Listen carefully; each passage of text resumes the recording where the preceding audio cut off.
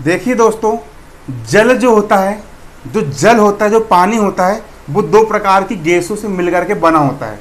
पहली गैस होती है हाइड्रोजन गैस और दूसरी गैस होती है ऑक्सीजन गैस। जल का रासायनिक सूत्र होता है H2O। जल का रासायनिक सूत्र H2O होता है। जल का जो सूत्र, जो पानी, वही पानी जो हम पीते हैं ना, उसमें हाइड्रोजन के दो भाग होते हैं। H2 का मतलब होता है कि यहाँ पर दो हाइड्रोजन है, हाइड्रोजन के यहाँ पर दो भाग होते हैं और ऑक्सीजन का यहाँ पर एक ही भाग होता है। ये जल का रासायनिक सूत्र होता है और इसका रासायनिक नाम एक्वा होता है, इसको एक्वा कहते हैं। ये हमारा जल होता है, ये हमारा पानी होता है। देखिए दोस्तों, हमारी जो पृथ्वी होती है, इस पृथ्वी के अगर 3 बराबर भाग कर दे, ये पृथ्वी है, यदि हम इस पृथ्वी के 3 बराबर भाग कर दें, तो 2/3 भाग, इस संपूर्ण पृथ्वी का 2/3 भाग, मतलब 3 भाग में से 2 भाग, 1 2 3 भाग में से 2 भाग, 3 भाग में से 2 भाग में सिर्फ क्या है? जल है। जल जो है, पानी जो है, वो पृथ्वी के 2/3 भाग में फैला हुआ है। जो पानी होता है जिसको हम पीते हैं, वो पृथ्वी के 2/3 भाग में फैला हुआ होता है। लेकिन दुर्भाग्य की बात यह है दोस्तों कि जो संपूर्ण पानी है पृथ्वी में, अगर मान चलो कि पृथ्वी का ये संपूर्ण पानी है ना, ये पृथ्वी का पूरा 100% पानी है, जो पृथ्वी का यदि संपूर्ण पानी है, तो इस पृथ्वी के संपूर्ण पानी में से 99% पानी ऐसा है जो समुद्री जल है। 99% पानी ऐसा है, संपूर्ण पानी में से 99% पानी ऐसा है जो समुद्री जल है। समुद्री जल का मतलब यहाँ पर यह है कि ये इसमें समुद्री जल, 99% पानी समुद्री जल है, इसमें लवण मिले होते हैं, कैल्शियम मिला रहता है और साथ साथ आयोडीन मिला रहता है, हाइड्रोजन परिवार के बहुत सारे लवण इसमें मिले हुए रहते हैं। तो इन लवण के उपस्थित होने के कारण हम इस समुद्री पानी को हम ना पी सकते हैं, ना हम उसको कपड़े धो सकते हैं, हम किसी प्रकार से उपयोग में नहीं ला सकते। पीने का जो पानी होता है, पीने का पानी 99% पानी समुद्री जल है ना, और मात्र 1% पानी ऐसा है जिसको हम पीने के लिए उपयोग में लेकर के आते हैं। लगभग 1% पानी ऐसा है जिसको हम पीने और दैनिक क्रियाकलाप में हम यूज लेकर के आते हैं। अब देखिए दोस्तों, संघनन क्या होता है, बादल कैसे बनते हैं, आपको तभी समझ में आएगा जब आप ये समझोगे संघनन क्या होता है। संघनन की प्रक्रिया बहुत आसान होती है। देखिए, आपको कुछ नहीं करना है, आपने कांच का गिलास लो, आपको एक कांच का गिलास लेना है और उस कांच गिलास में आपको पानी डालना है। एक कांच का गिलास लो और कांच गिलास में पानी डाल दो। जैसे ही आपने कांच के गिलास में पानी डाल दिए, उसके बाद कुछ बर्फ लो और बर्फ को कांच गिलास के अंदर डाल लो। तो देखिए क्या होगा, जैसे ही आप कांच के गिलास में आप जैसी बर्फ डालोगे तो पानी ठंडा हो जाएगा, और जैसे ही पानी ठंडा हुआ, ये कांच है, देखो ये कांच है, कांच के गिलास के अंदर साइड का पानी क्या हुआ? ठंडा हुआ।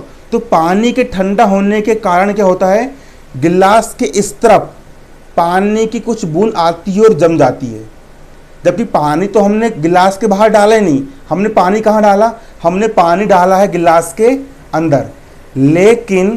लेकिन कांच गिलास के बाहर पानी की बूंद आ जाती है। आखिर ये बूंद आई कहाँ से? बताऊँ कहाँ से आई? ये जो हवा होती है ना, हवा में जलवाष्प होता है। हवा में क्या होता है? हवा में जलवाष्प होता है। जलवाष्प का मतलब ये होता है, आप पानी गर्म करते हो ना, पानी गर्म करके उबलने के बाद भाप बन जाता है, वो पानी कहाँ रहता है? जलवाष्प के रूप में हवा में विद्यमान रहता है। और जैसे ही देखिए आपने कांच गिलास के अंदर का पानी ठंडा हुआ, कांच गिलास के अंदर का पानी ठंडा हुआ, जैसे कांच गिलास के अंदर का पानी ठंडा हुआ तो कांच का गिलास ठंडा हुआ, और गिलास ठंडा होने के कारण फिर यहाँ गिलास की इस तरफ की जो हवा है वो हवा भी ठंडी हुई। तो हवा के ठंडा होने के कारण इस हवा में जो जल के जो कण थे, जो कि गैसीय अवस्था में थे, जो जलवाष्प था, वो जलवाष्प संघनित हुआ, मतलब आपस में आकर के चिपक गया और संघनित होकर के जल की बूंद बन गया, और जल की बूंद बन करके यहाँ पर आकर के वो जम गया। इसको हम संघनन कहते हैं। मतलब कि जलवाष्प जो होता है ना, जलवाष्प के ठंडा होने के कारण पानी बनने की प्रक्रिया, जल वाष्प के मतलब गैस के ठंडा होकर के गैस के गैसीय जल जो गैसीय फॉर्म में है उस जल के ठंडा होकर के द्रव मतलब कि लिक्विड फॉर्म में चेंज होने की प्रक्रिया को हम संघनन कहते हैं। अब देखिए दोस्तों होता क्या है, तो जल चक्र जो होता है ना, जल चक्र, देखिए जल चक्र क्या होता है, अच्छे से समझना बिल्कुल, ये हर एग्जाम में पूछा जाता है। जल चक्र क्या होता है, देखिए जल चक्र किसको कहते हैं। देखिए सूरज होता है, देखो क्या होता है, हमारा सूरज होता है। देखिए ये हमारा सूरज होता है, ये हमारा सन है। सूरज से क्या होता है, सूरज से प्रकाश आता है, सूरज से प्रकाश आता है। ये सागर है, सागर तालाब बहुत सारी चीज होती है। सूरज है, सूरज से प्रकाश आया, सनलाइट आया मतलब गर्मी आई। आपने देखा होगा कि अपने आप तालाब का पानी उड़ जाता है, पानी गायब हो जाता है। पानी गायब नहीं होता है, जब सूरज की रोशनी इस पानी पर पड़ती है तो पानी जो रहता है ना, गर्मी को प्राप्त करके, है ना, गर्मी को प्राप्त करके पानी इस ऊर्जा को प्राप्त करके द्रव अवस्था से गैसीय अवस्था में चला जाता है। अभी लिक्विड है मतलब द्रव अवस्था में, ये गैसीय अवस्था में चल जाता है और गैसीय अवस्था में जाकर के ये हवा में उड़ जाता है। हवा में क्या होता है, उड़ने लग जाता है। तो जल रहता है वो हवा में उड़ने लग जाता है और हवा में ये ऊपर की ओर उड़ता है। ये कहाँ उड़ता है, ऊपर की ओर उड़ता है। जल जो होता है वो ऊपर की ओर उड़ता है, जल जो होता है ऊपर की ओर उड़ता है। और देखिए दोस्तों पृथ्वी में क्या होता है, पृथ्वी के सतह का जो तापमान होता है, जैसे पृथ्वी की ये सतह है ना, ये पृथ्वी की क्या है, पृथ्वी की सतह है। तो पृथ्वी की सतह का जो तापमान होता है वो ज़्यादा होता है ग्रीन हाउस प्रभाव के कारण।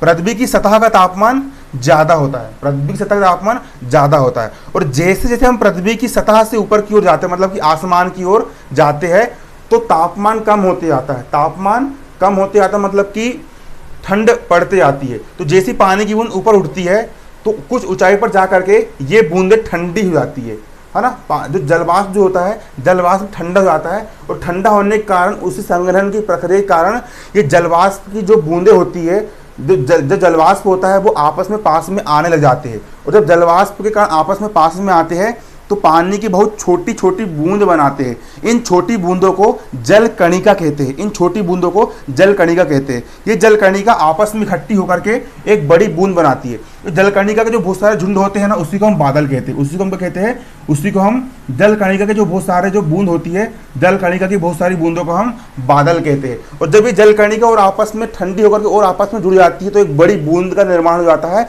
और जब वो बूंद बन जाती है तो बूंद बन के वो बरसने लग जाती है। बूंद बन करके वो क्या होती है, बरसने लग जाती है। अब बादल से पानी जमीन पर गिरता है। देखिए जो सागर होता है ना, समुद्र तल इतना है, जो समुद्र का तल जो होता है, सागर का जो तल होता है वो नीचे होता है और जो धरातल होता है, जमीन जो होती है वो इससे ऊपर होती है। समुद्र का तल नीचे होता है और जमीन ऊपर होती है। बादल से पानी कहाँ गिरा, जमीन पर गिरा। अब जैसे जमीन पर पानी गिरता है तो ये जमीन का पानी बह करके नदी से, नाले से नदी में, फिर नदी से तालाब में, और तालाब से होकर के, तालाब से फिर नदी में जाकर के फिर आखिर में फिर समुद्र में मिल जाता है। फिर पानी उड़ता है, फिर बादल बनता है, फिर धरातल पर आता है, फिर बह करके फिर समुद्र में चला जाता है। इस पानी का कुछ भाग धरती सोख लेती है, जमीन जो होती है वो सोख लेती है और पानी सोख करके वो जमीन के अंदर चला जाता है। इस पानी कुछ भाग जमीन सोख लेती है और पानी कहाँ चला जाता है, जमीन के अंदर चला जाता है। इसको हम भौम जल कहते हैं। और जो अपन बोर चलाते हैं, बोर हो गया, कुआं हो गया, जो कुआं में जो पानी आता है, बोर में जो पानी आता है वो इसी भौम जल से हम निकालते हैं, है ना, इसी भौम जल से हम निकालते हैं, है ना। और वर्षा जल के संरक्षण के लिए कौन सी विधि होती है, वर्षा जल के संरक्षण के लिए दो विधि होती है। पहली विधि ये होती है कि आपकी छत जो है, आपकी छत के ऊपर आप पानी को इकट्ठा कीजिए और पानी को इकट्ठा करने के बाद आपके घर की छत के ऊपर पानी को इकट्ठा कीजिए और पाइप के द्वारा गड्ढा खोद करके पानी सीधे कहाँ जाना चाहिए, जमीन के अंदर जाना चाहिए। इससे जमीन का जल स्तर बढ़ते जाता है। तो उम्मीद कर रहा हूँ दोस्तों आपको बादल बनने की प्रक्रिया समझ में आ गई होगी। संघनन किसे कहते हैं आपको ये भी समझ में आ गया होगा, है ना। और एक और बात, जो जल जो होता है, पानी जो होता है, पानी के अंदर बहुत सारी गैसें घुली होती है। जो मछलियाँ जो होती है ना, मछलियाँ सांस लेती है, ऑक्सीजन लेती है। जल के अंदर बहुत सारे जलीय पौधे पाए जाते हैं जो कार्बन डाइऑक्साइड से अपना भोजन बनाते हैं। लेकिन ये जो सांस जो ले रहा है, जो प्रक्रिया चल रही है ना, ये सांस कहाँ से ले रहा है, जो पानी होता है, पानी के अंदर बहुत सारी गैसें घुली होती है। आपको पता लगाना है पानी के अंदर गैसें कैसे घुली होती है, तो आप एक गंजा लीजिए और गंजे में आप पानी गर्म कीजिए। आप देखोगे शुरू में बुलबुले निकलते हुए हमको दिखते हैं, हल्के हल्के से छोटे छोटे बारीक बारीक बुलबुले बन जाते हैं, मतलब कि पानी के अंदर गैस से घुलित अवस्था में पाई जाती है। देखिए दोस्तों, सभी प्रकार का कॉम्पिटिशन एग्जाम की तैयारी आपको करना है तो आप इस चैनल को सब्सक्राइब कर लीजिए। मैं आपको हर टॉपिक, फिजिक्स, केमिस्ट्री, मैथ्स का तो मेरा अलग चैनल है, भूगोल, रसायन, अर्थशास्त्र और पॉलिटी, सब मतलब कि पूरी ए टू जेड मैं आपको जीके, सामान्य ज्ञान की मैं कोचिंग मैं आपको फ्री इस यूट्यूब चैनल पर दूंगा। बिल्कुल फ्री कोचिंग है, आप हमारा चैनल ज्वाइन कीजिए। हम आपको हर चीज़ बारीकी से समझाएंगे। यूपीएससी, एमपीपीएससी जितने भी एग्जाम हैं, पूरे एग्जाम का बिल्कुल आपको बहुत हेल्प मिलेगी। धन्यवाद दोस्तों, अगर पसंद आया होगा तो चैनल को सब्सक्राइब जरूर करना।